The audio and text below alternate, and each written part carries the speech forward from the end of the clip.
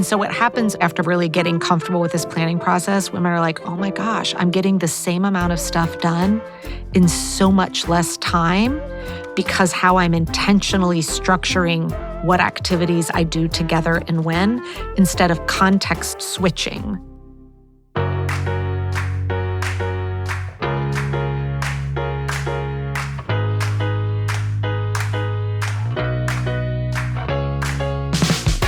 Welcome to The Lisa Show, where we take a good look at life.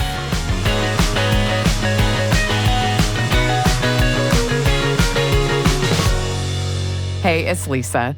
I grew up reading the book Cheaper by the Dozen. And yes, it was a book long before the movie with Steve Martin and Hilary Duff.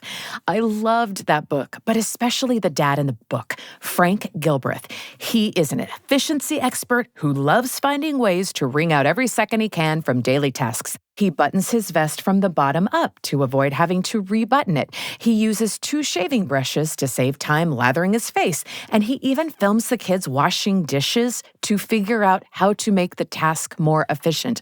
I mean, when you have 12 kids, time is at a premium, so I get it. There was something about Frank Gilbreth's love of efficiency that spoke to my grade school soul. I remember thinking, oh my gosh, there's a better way to live, and I'm going to crack it. I'm going to be able to figure out all the time-saving techniques, and I'm going to supercharge my entire life. The possibilities are endless. Yeah, it was a little much for a 12-year-old, but that's who I was. Actually, that's who I am. Anywho, all these years later, I still love a good system, especially one that can save me time. That's why I'd like to introduce you to my new friend, Megan Sumrell. Megan is an efficiency expert and founder of The Pink Bee, a company that specializes in helping others find more time in their day while minimizing stress. Yes, please. Today, Megan is going to explain why traditional time management and productivity systems may not be serving you, especially if you're a woman. And she'll give you a new 5-step method for finding more time in your day, not only for those you love, but for yourself as well. Here's Megan Sumrell. So I am Megan Sumrell. I am the CEO and founder of The Pink Bee, which is a company that's on a mission to bring work-life harmony into homes all over the world. And our passion is all things time management, organization, and productivity, specifically under the lens of how the female brain and our lives are just different from our male counterparts. I'm fortunate to do this work every day. I am also a mom to a wonderful 15-and-a-half-year-old autistic girl. She's amazing. I am also in that middle gap of aging parents while also raising your own kids at the same time. So it's an interesting state to be in at the moment. Well, the thing that got my attention is that you say that most women don't really have a time problem, which I was like, wait a second, I think we do. But you say they have a strategy problem, and I'm wondering what the difference is. Well, the fact is most women we've never been taught how to plan. So the issue isn't that we're not good at getting stuff done or getting organized or, productive enough. It's that our foundational understanding of what is even possible, and then what does creating a plan that supports the realities of your life look like. But it is a teachable and learnable skill. We just don't know where to go to find those resources. So I want to just ask, why do you think that so many productivity systems that people try that kind of come in and out of fashion fail for women specifically? So a couple things are at play here. Number one is most of the traditional productivity systems were historically developed by men. No shade to that, it's just our lives are very different. And most of them were built with a corporate job mindset. And even the foundational ones, like the first one I learned going through the Franklin Covey system, these were all built pre-technology. So these productivity systems were built for someone who was leaving their home, going to an office where home life never presented itself. We didn't have smartphones. We didn't even have the internet back then. We didn't have email, texting, all of that. And so they're teaching you systems essentially to optimize your workday from 9 to 5, where there is no incoming interruptions, distractions, emergencies, all of that. And when you look at what was being taught 25 years ago to what's being taught today, really nothing is fundamentally changed in the Oh, teachings. okay. But Hmm. now we've got blurred lines of home and work, right? We've got women who were maybe traditionally not working, taking on the full-time job of running a household, but now bringing a full-time job in without letting go of the household responsibilities. And they're trying to apply systems that were developed for a 9 to 5, no one's interrupting them day. Then you layer on the fact that we walk around with computers in our pockets where people can interrupt us, get at us, call us, need us, ask for things from Hmm. us all day long. And none of those traditional systems even talk about that. They're not giving you tools and frameworks and techniques to say, hey, here's how you minimize interruptions. Here's how you minimize distractions. And most importantly for women, if you are kind of sitting in that default parent or primary caregiver role, we need a strategy that allows us to create a plan that then allows us to absorb when we need to pivot without it completely derailing the entire day or week. Wow. When you say it like that, it just makes me tired.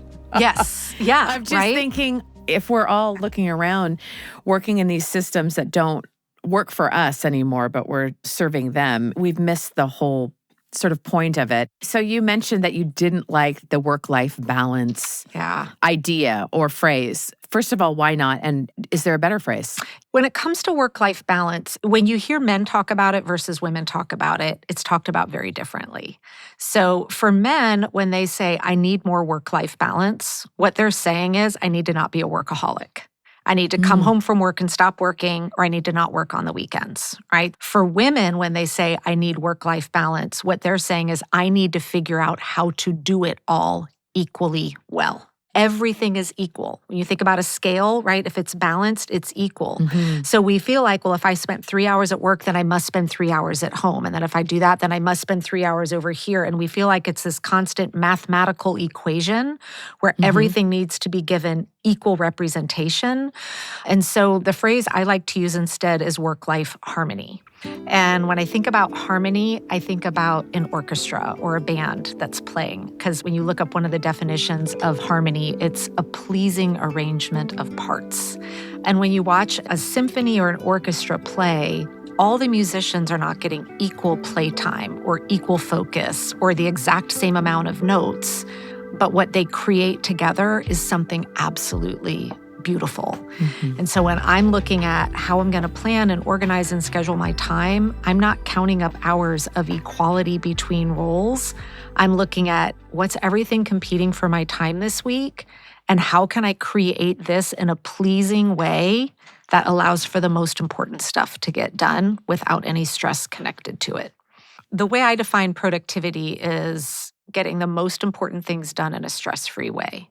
When you research like a lot of the productivity tips out there, they teach you, okay, wake up in the morning, do a brain dump, right? Make your list for Yep. the day, identify your Yep. top 3. Someone out there said that and everybody jumped on that bandwagon. And then Uh-huh. we're magically supposed to do those 3 things first, whatever the top 3 were, and then the rest are just going to fall into place. Now, the intent with a to-do list or a task list is a good one. We don't want things to fall through the cracks, right? But your task list is keeping you in a perpetual state of overwhelm. And it is for 3 fundamental reasons. So the first one is when you make your list, how often do you sit down and then write down how long each one of those things is going to take, add it all up, and then go look at your calendar to say, is this possible today? Nobody does that, Oh, right? you're But I mean, making me nobody does. uncomfortable. Yeah, And I don't so, ever do of that. course not. So 99% of the time, the list is totally unrealistic. And we don't Mhm. know that. We just think success equals a check mark next to everything. When the Yeah. fact is, it may be mathematically impossible, even if you didn't sleep, to get it all done. But we don't take the time to realize that. Mm. So then we go to bed at night with things unchecked. We feel like we failed. We start the next day by rewriting the stuff from yesterday that didn't get done, adding all the new stuff. And we just stay in this vicious cycle of always feeling like we're never caught up. And even if you have a magical day where you check it all off, as you're Yeah. climbing into bed, the wheels are going and building tomorrow's Yeah. list, right? And so we're already stressing about the next day. So it sets you up for failure that way, even if you get it all checked. Now, the second thing at play here is really fascinating. When we wake up every morning, we wake up with a set capacity for really good decision-making skills. And all day long as we're making decisions, we pull from that. And this is why, like maybe at Hmm. noon, you could walk by that box of Girl Scout cookies and be like, I don't need Yeah. any cookies. But at 8 p.m., you're like, Oh, yep, yeah. just nailed a sleeve of Thin Mints, like right there. It's because irrational decision-making, it's just Hmm. gone. And the only way you restore that is by going back to sleep at the end of the day. So if you start your day with a list, maybe you've got 15 things on there, as soon as you've done making the list, what's the first thing you do? Well, you look at it and you make a decision. Which one am I doing first?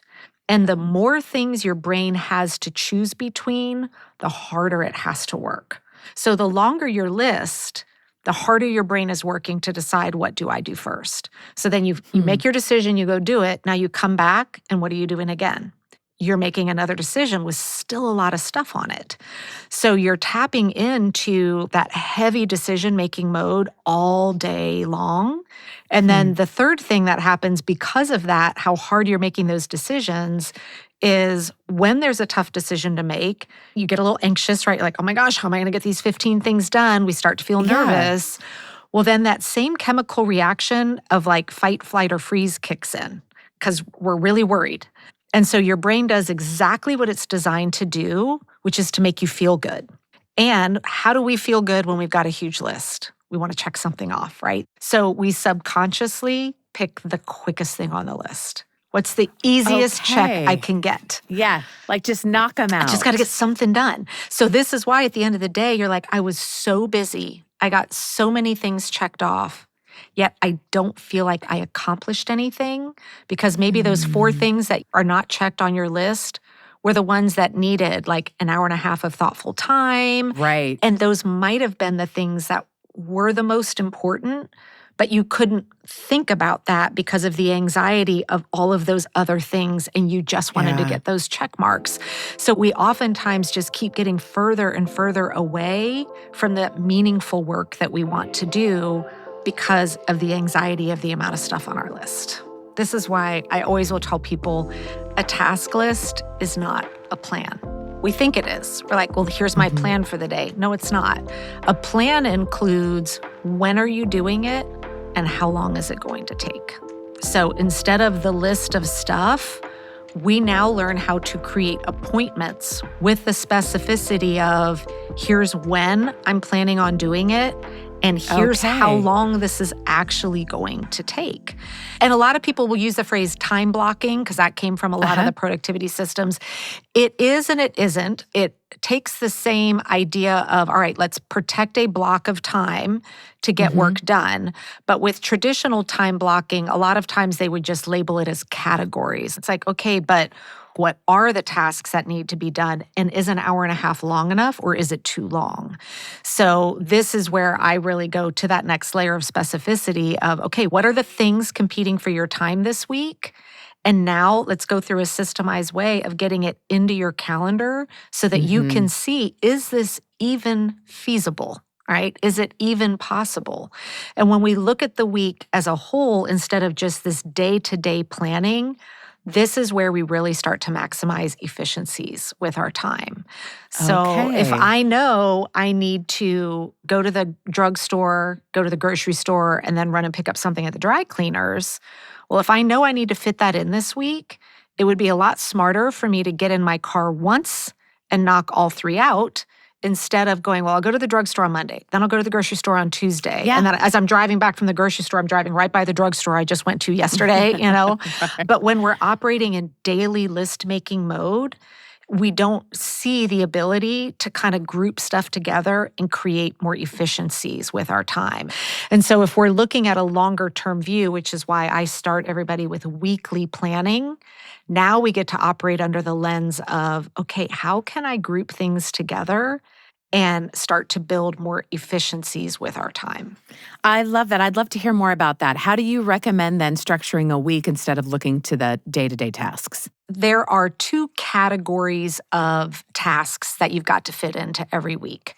And category number 1 is the one that is usually a huge time suck that nobody recognizes. And it is the recurring tasks that you do either daily or weekly. And the best way to find it is by doing a time audit, right? Just track where your time is going over the course of a week, not to punish yourself, not to say you're not doing enough, but saying this is going to help me look back and say, okay, where does my time go in a daily category Yeah. versus what are activities that I know I do on a weekly rhythm? It can be work related, it can be outside of work. Maybe there's laundry, right? How much time do you spend with the stinking snacks, kids and their snacks, right? Or cleaning up, whatever Kids that and their is. snacks. Exactly. No, it's Yeah. so true. And so for a lot of women, just going through the exercise of calculating how much time a day goes to repeating tasks that you need to do every day, either for work or home, and how much time each week goes to things that need to be done on a weekly cadence, it is a huge eye opener for them where they're like, That's well, a huge difference. no wonder I'm so Yes. tired. Seeing the Mhm. reality of this is how much of my time is spoken for at the start of every day and every week. It unlocks so much validation for a lot of women to be like, well, it's no wonder I'm exhausted, or it's no wonder Right. that other thing didn't get done. Because nowhere when I look at my calendar is it showing me I spend an hour and a half helping my kids with homework, or I spend 3 hours as an Uber driver, or I'm spending an hour and a half in the kitchen and 45 minutes walking the Mhm. dogs. Those things don't show up on our calendar. So our calendar is always showing us that we have so much more time than we actually do. Ooh, I love that. Oh, okay. So, what's your minimum baseline system? So, where I will start people is first of all, the type of planner that you use does matter. And you can do this Okay. digitally. It does not have to be on paper. So, if you're a Google Calendar or iCal Mhm. user, you're good to go. But you Great. need to have the view in a weekly view. And so, if you're choosing to use a paper planner, you need to get a paper planner that's a weekly planner, not a daily, right? And it needs to be one where every day is a column and there's actual times next to it. So we need to, similar to like a Google Calendar where all the times are listed there, you need a weekly planner that has that same layout. And it doesn't need anything else but that. This does not need to be your meal prep guide and your goal setting journal and your gratitude journal. This is where planners go wrong. They try and do 12 different things. Lean and mean, just have a calendar view in front of you with maybe a little room at the bottom if there's a reminder that you need to make, like wish mom happy birthday or, something like that. Right. Now, what's going to go in there is first the commitments that you have with other people, right? The dentist appointment, the meeting that you have, the stuff that would traditionally show up on your calendar. Mhm. But I want you to think strategically about, is that appointment covering the full amount of time required? So, for example, I take a cello lesson every week. So, my cello teacher sends me the calendar invite, right? To her, Mhm. my lesson is from 1 to 2. So, on my calendar, it shows up as cello lesson from 1 to 2. But I have to get everything packed up, get in my car, Yeah. drive, then turn around and drive home. That 1 hour cello lesson is actually 2 hours of time. Yeah. So we have to learn to go and block off any time needed before the commitments and the time needed after. And for a Mhm. lot of women and men as well, nobody's doing that, right? So learning how to, with the commitments that are on there, go take a second pass and say, is this the full amount of time for this? And layer that in. Now, the second thing, and this is something that nobody's really putting into their calendar, and even if you just do this second part, it's going to be a big eye opener for you, Okay. is especially if you're in a season of life where you have young kids at home that are still school aged. Most women in that stage have what I call pockets of just unavailable time, where, or think of it as like you're in mom mode, Yeah. meaning things are happening. I never really know what the heck just happened sometimes, but it feels super chaotic. And this is not a time where you could be traditionally getting stuff done on your task list. Sure, So, for sure. example, I go pick my daughter up from school. We come Yeah. home, and from 4:15 to 5:30, something's always going to happen. There's Yeah. either, can you help with homework? Or we need to go pick up a piece of Yeah. poster board for a school thing. Or even just I had a really bad day. Like, can we just Yeah. be? And so even though my calendar would show I'm available from 4 to 5:30, right? If I see that open white space, my brain's going to go, oh, we'll get stuff done.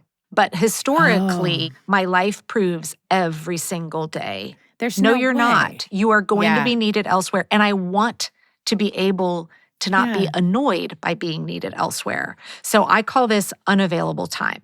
And so I actually block that off. My brain gets to look at my planner and visually see you're not getting anything done in that hour and a half, Right. Megan. So And don't that's good to pretend you know. will. Yes, it's very good to know because now I'm going to be far more realistic about what I can do versus what I can't. The second category of things that goes into my planner then is that unavailable time, and I'm Okay. blocking it off. So Yep. at my stage of life, it's the morning before 9 a.m. I'm doing a lot of things. We're making breakfast, Of packing course. lunches, driving, walking dog. Task list stuff is not getting done. So my calendar does not show me available before 9 a.m. And then it shows me unavailable starting at 2:30 because that's when I prep to go do school pickup and everything else. So from 2:30 to dinner, it is blocked off as if there's an appointment.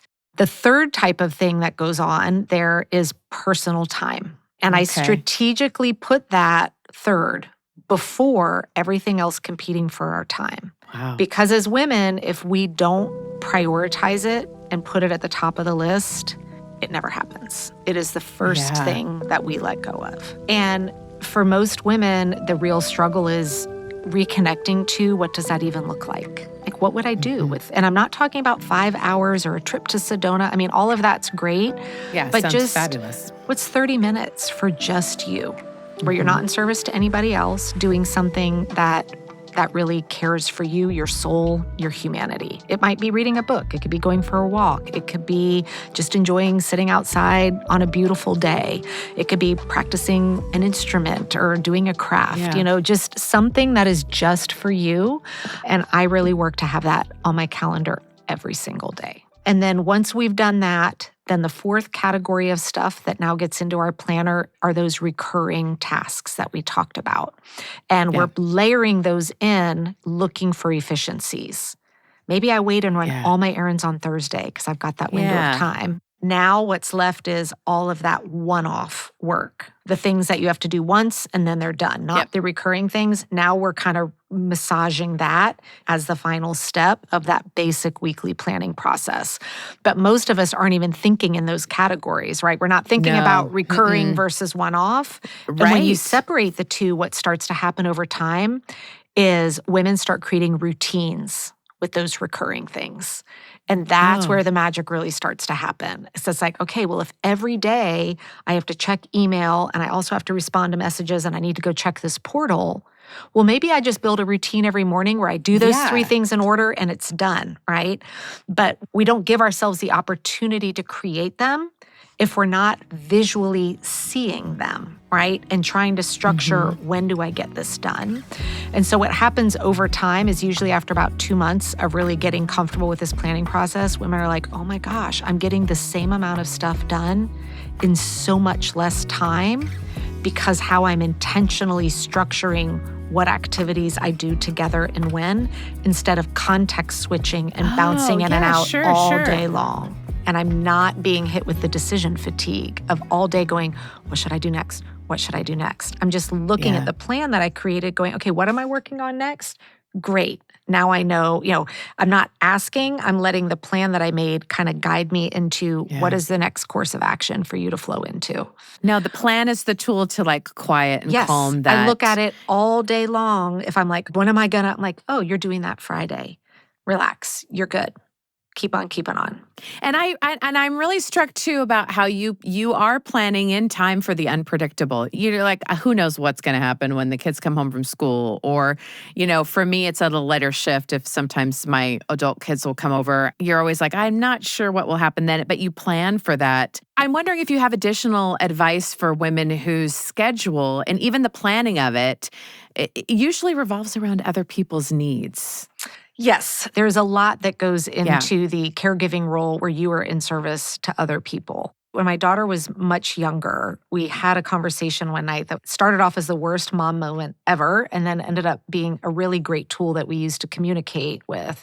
Is I was tucking her in one night, and it was one of those tuck-ins that just didn't end. You know the ones, right? It's Yeah, like one more I kiss, one do. more hug. And I was like, the door was shutting behind me, and I'm like, made it. She's like, well, Mom. And I said, sweetie, I've got to go get some work done, because it's when I was still Yeah. working full time, but building the business. So I'd give myself 2 nights a week to work. And my husband was out of town, so I was just eager to kind of get back to my desk. And my daughter says, Mom, sometimes I think you like work more than me. And I was like, oh Oh. my gosh. Now, the irony of it was I had just spent uninterrupted, fully Yes. present time with her from 3 p.m. Yes. to 8 p.m. solid. But again, felt like the worst mom ever. So I kind of sat down and paused for a minute. And I said, well, obviously that's not true. But then I said, I'm going to tell you something you probably don't want to hear. I said, there are times when the work that I'm doing is something that is more important because I've just spent a bunch of time with you. So I said, before I met your dad, I was just Megan. And I had Mhm. friends and I had hobbies and I had things that I did. I said, now when I met your dad, and he calls me Megs. I said, so when I met your dad and now I'm Megs, do you think that I stopped seeing my friends and doing my hobbies and doing all the things that I Yeah. loved? I said, I was still Megan. She's like, well, of course. I said, yes, I was Megan. And then when your dad and I would spend special time together, Mhm. I was Megs. I said, then you were born. And now I get to be mom. I said, so because I'm mom, does this mean that Megan should not exist anymore? Or that Megs should not exist anymore? I love being mom. And when I'm with you and being mom, that's it. But there are things that Megan is working on that she's really, really proud of. And just like sometimes dad and I go out to dinner without you is because I just want to go be Megs for the evening. I said, so we're working with all 3 of those, and all 3 of them are Yeah. all part of who I am. So I feel is important when so much of our life as a mom is in service to our kids to Mhm. say, I get to put some boundaries in place to that. The Yeah, that's really non-negotiables, the beautiful. school, the making sure you get to your games and Yep. commitments, I will plan around that. And hopefully I'm modeling for her, if she chooses a path where she becomes a mom, I want Mhm. her to see that you don't have to lose yourself in that either. Thank you for telling me that story. I appreciate that perspective. I'm wondering if you have a similar story or experience that helped you to learn to say no to things. How do you teach someone else to say no with not just the fear that, well, I'm not going to do it because I can't get it done, but that it might burn a bridge Yeah. or change a relationship? And I think that's why most women will all say that there's some form of a people pleaser. We're kind of conditioned to be that way. I know I watched my mom do it, and it's just that's what good women do. It's what good moms do. We say yes, we Mhm. absorb because we have a tremendous capacity. And at the heart of all of it is, at least for me, no, I felt like I had to validate why. I didn't Yes. feel I couldn't just say Yes. no. Mhm. I needed to then prove to them that there was something that weighed a higher level of importance in their mind that therefore gave me an excused absence instead of just an absence. Interesting. And when I finally came to terms with the fact that I did not owe anybody an explanation as to why, right? But I was like, I don't feel comfortable because people would always say no is a complete sentence. I'm like, well, I don't feel comfortable just saying Mm. no.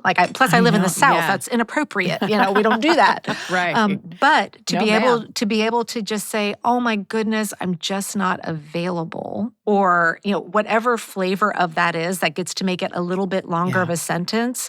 But I honestly had to practice saying it. I was like, but that's not a good enough reason. Saying I'm unavailable is not a good enough reason, but it is.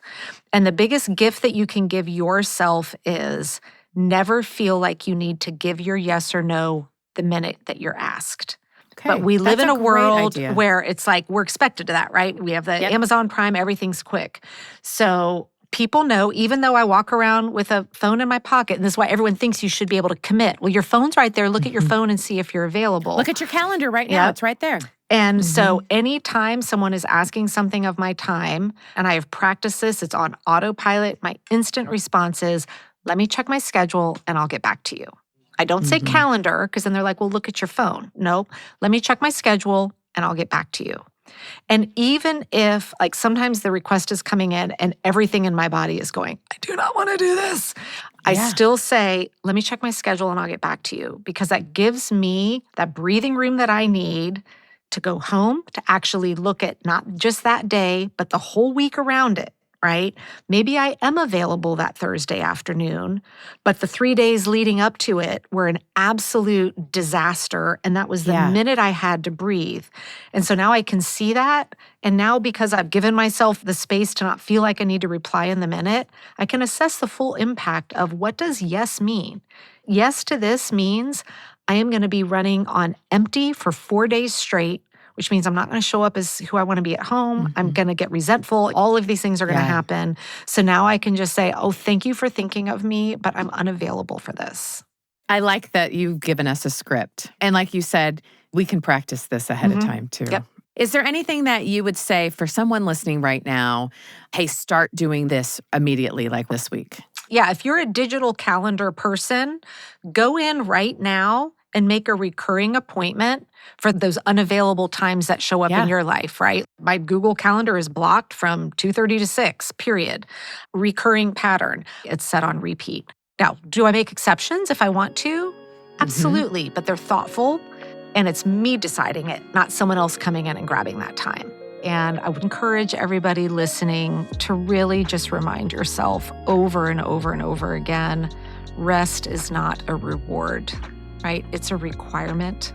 And so resting does not make you less worthy. It does not make you less productive. And so let's stop putting it last on the list. Can we just take a second to let that statement sink in? Rest is not a reward, it's a requirement. Oh, can I get an amen? But how many of us have looked at our endless to do lists, our bulging planners, and thought, well, yeah, maybe I can squeeze some downtime another day? I mean, we all have. But it doesn't have to be like that. It comes down to working smarter, not harder. That starts with planning our week as a whole and scheduling things in this order. First, our commitments with other people. Second, our unavailable blocks of time, like mom mode time or getting ready for work time, etc. Third, our personal time, even if it's just 30 minutes for a relaxing walk, a good book, or a cello lesson. Fourth, our recurring tasks like email and laundry. Those are the ones I always forget to schedule. And last of all, your one-off tasks like picking up that prescription or getting your oil changed. Days can fill up fast, but weeks have a little more wiggle room. That's why if we look at the entire week, prioritize and batch the rest of our tasks, and stick to our schedule, even if that means declining some requests, we may just find that 24 hours in a day is long enough to do it all and then some. And I can't think of anything that would delight me or Frank Gilbreth more. The Lisa Show is a production of BYU Radio, hosted by Lisa Valentine Clark. This episode was produced by Erica Price, with help from Becca Hurley-Lung, Blake Morse, and Kenny Mears, with post-production by Ted Kim. A special thanks to today's guest, Megan Sumrell, founder of The Pink Bee. Links to her website and Instagram will be in the show notes. Don't miss out on 2 other amazing podcasts from the Lisa Show family, The Council of Moms and Proofread, a book review podcast to help you read more of what you love. You can find The Council of Moms and Proofread on YouTube or wherever you get your podcasts. As always, thanks for your messages. We read them all. And thanks for listening.